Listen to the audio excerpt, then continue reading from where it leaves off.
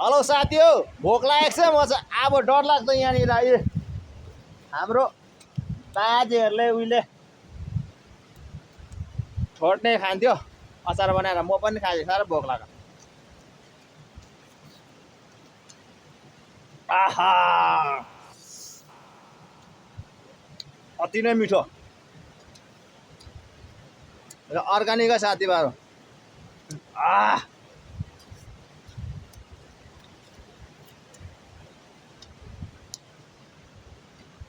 खोलामा त कसले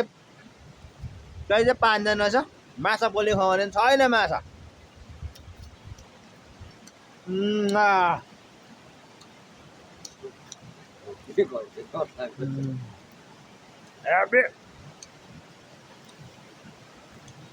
आज खोर्सानी भातदेखि त जोड खाए हुन्थ्यो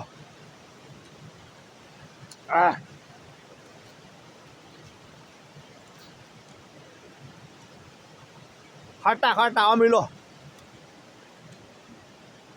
आहा